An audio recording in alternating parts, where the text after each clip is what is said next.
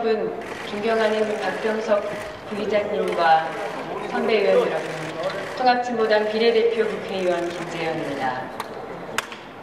오늘 이 자리는 저희 첫 번째 대정부 질문입니다. 건강하고 힘찬 모습, 청년의원다운 패기 넘치는 모습으로 찾아뵙고 싶었는데 다소 수척한 모습으로 이 자리에 서게 되어 국민 여러분들께 죄송한 마음이 앞섭니다. 지난 11월 5일 박근혜 정부의 국무회의에서 통합진보당에 대한 정당 해산 심판 청구를 결정한 이후 진보당 의원들은 삭발 단식 농성에 돌입한 지 오늘로 16일째가 되었습니다. 물과 소금만 먹으면서 여의도의 매서운 강바람을 맞으며 농성을 하다 보니 몸이 많이 힘든 것은 사실입니다. 하지만 그보다 더 견디기 힘든 고통은 박근혜 정권의 그칠 줄 모르는 진보당 죽이기와 민주주의 말살 행태가 눈앞에 펼쳐지고 있는 현실입니다. 저는 이 고통이 저에게만 가해지는 것이 아니라 민주주의를 사랑하는 모든 국민들이 함께 겪고 있는 고통이라는 것을 잘 알고 있습니다. 총리 화면을 봐주십시오. 다음 6가지 항목은 모두 대한민국 헌법이 만들어진 이후에 존재했던 정당들이 표방한 강령 또 내문 선언문의 일부입니다. 위의 내용 중에 대한민국 헌법에 위배되는 위헌적 요소가 있는 것이 하나라도 있습니까? 답변하십시오. 네, 지금 헌법재판소에서 심판 중인 지금 제가 그 내용을 묻는 것이 아닙니다. 네. 위에 있는 6가지 내용 중에 헌법에 위배되는 내용이 있는지 여쭙습니다. 그리고 헌법에 위배된 민주적 기본 질서에 위배됐다고 해서 기소가 되어 있는데 그 중에 그걸 지금 재판하고 있는 심판하고 있는 내용을 얘기하라고 하는 것은 적절치 못합니다. 법무부 입장은 민주적 기본 질서에 위배된다고 해서 심판을 청구하는 저 6가지 중에 민주적 기본 질서에 위배되는 것이 있습니까? 없습니까? 그거 답변하십시오. 그 지금 심판 청구되어 있는 내용인데 그걸 여기서 논쟁을 할 수는 없는 일입니다. 저 6가지는 과거에 있었던 것들입니다. 이번 심판 청구와 상관없는 내용들입니다. 제가 말씀드리겠습니다. 첫 번째, 노동자, 농민, 소시민, 양심적인 기업가 및 기술 있는 자의 권익을 도모하면은 51년 자유당의 기본 강령입니다. 노동자와 농민 등 근로대중이 민주국가의 주인이므로는 51년 자유당의 행동요강입니다. 노동자, 농민을 중심으로 진보적 근로인테리, 중소상공업자, 양심적 종교인 등의 광범한 근로대중의 정치적 집결차라는 말은 56년 진보당의 강령입니다. 민중당은 민중을 위한 정당이다. 민중당의 합당 선언문입니다. 민중의 어려움을 이해하고 민중의 편에서 쉬지 않고 나아갈 것이다. 80년 민정당의 발기 선언문입니다.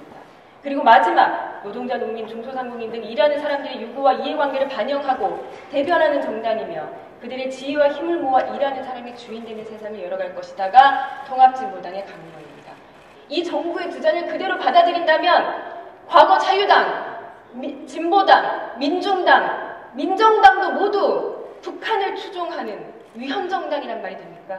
이 장외에서 그런 논란을 하는 것은 그런 헌재에 대한 도리가 아닙니다. 영 엉뚱한 답변을 하시네요. 저는 통합진보당 해산 심판을 말씀드리는 것이 아니라 과거 자유당, 진보당, 민정당 거기에 대해서 말씀을 드리는 과거 것입니다. 그게 다 연관되어 있는 문제이고 그에 대해서는 저는 얘기할 수가 없습니다. 저런 황당한 배변을 만들더라고 2달 동안 TF를 운영한 것입니까? 정부 입장에서는 민주적 기본 질서에 위배된다고 해서 심판을 청구를 했고 소수 특권층의 부당한 특권, 불법적인 특권을 허용하지 않겠다고 했더니 이것을 주권을 빼앗는다고 얘기하고 사유재산권을 박탈하는 것으로 해석하고 있습니다. 이 황당한 문서 누가 작성한 겁니까?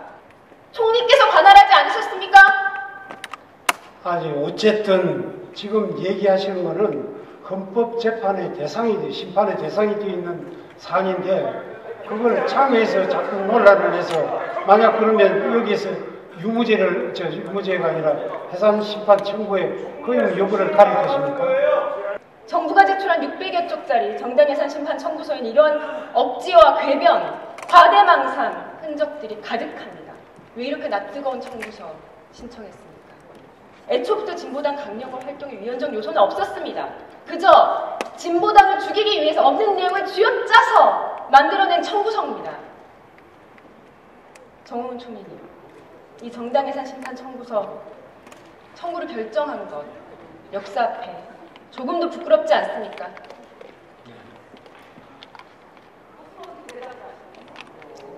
들어가십시오. 이러한 사람들의 일부와 이해관계를 대변하겠다는 것은 1% 특권 세력에 쏠려있는 정치 권력의 99%가 함께 나눠 가질 수 있는 사회를 만들겠다는 것입니다. 통합진보당은 일하는 사람, 민중을 위한 정당임을 당당하게 내세우고 있습니다. 지금까지 그래왔던 것처럼 앞으로도 계속 노동자, 농민, 중소상공인, 땀 흘려 일하는 이 땅의 민중들의 이익을 대변할 것입니다. 소수 특권 세력의 부당한 특권에 맞서 비탄적으로 싸울 것입니다. 이것이 위헌이라면 그것은 헌법을 고쳐야 합니다. 절대로 물러서지 않을 것입니다. 박근혜 정부는 초유의 정당해산 심판 청구를 내어내며 독일공산당 해상 사례를 꺼내들었습니다. 1951년에 청구되어 56년에야 최종 판결이 내려진 독일공산당의 해산 사례는 현재 통합진보당의 상황과 여러모로 유사하지는 않습니다. 독일공산당 해상과 관련 재판부는 판결문에서 독일공산당이 소련식 기본질서 도입을 목적으로 하고 있으며 이러한 지향은 자유민주주의 질서에 위배되는 것이라고 밝혔습니다. 하지만 당시 독일 아데나워 정부가 정당해산 심판을 청구했던 이유에 대해서 독일의 재무장을 위한 사전 정지 작업이라는 분석도 많습니다.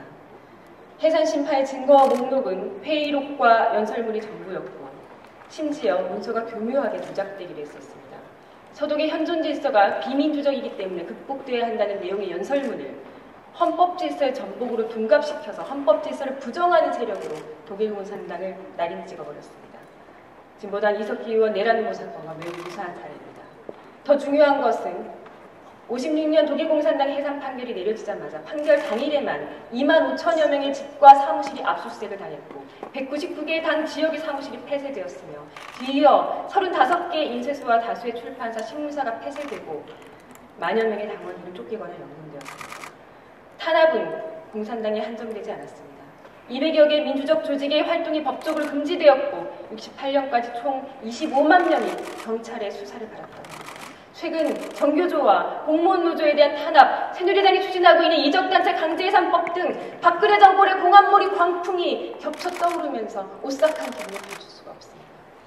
사랑하는 국민 여러분, 존경하는 선배님 여러분, 박근혜 정권의 공안 통치, 공포 정치는 정권의 위기를 일시적으로 모면하기 위한 것이 아닙니다. 한국 사회에서 진보 세력을 종북으로 낙인 찍고 씨를 말려서 자신과 다른 목소리를 철저히 제거하겠다는 것입니다. 민주주의를 말살하고 수구 세력의 영구 집권 시나리오를 현실화시키고 있는 것입니다. 정면으로 맞서야 합니다. 메카시즘 사나운 광풍에 맞서는 용기가 필요합니다. 모량날조 범죄 집단 국정원에 의해 억울하게 감옥에 갇힌 이석기 의원과 진보당 당원들의 재판이 진행되면서 왜곡됐던 진실들이 하나둘 드러나고 있습니다. 이석기 의원과 구속된 이들의 석방을 함께 기도해 주시기를 호소드리면서 끝으로 이석기 의원이 체포동의안 처리 직후와 재판장에서 국민들께 드렸던 말씀을 전하면서 마무리 짓도록 하겠습니다. 거짓과 독재가 지금 엄청난 물리적 힘을 갖고 있어 세 보이지만 거짓을 이기는 진실은 없습니다. 거짓이 진실을 이기는 역사는 없습니다. 국가 권력이 아무리 세도 국민을 이깁니다. 역사는 결코 후퇴하지 않습니다. 비록 잠시 그렇게 보이지만 역사는 언제나 정의의 편이죠. 정의는 민주주의를 열망하는 국민들의 실현입니다. 반드시 그렇게 볼 수 있습니다. 힘을 모아주십시오.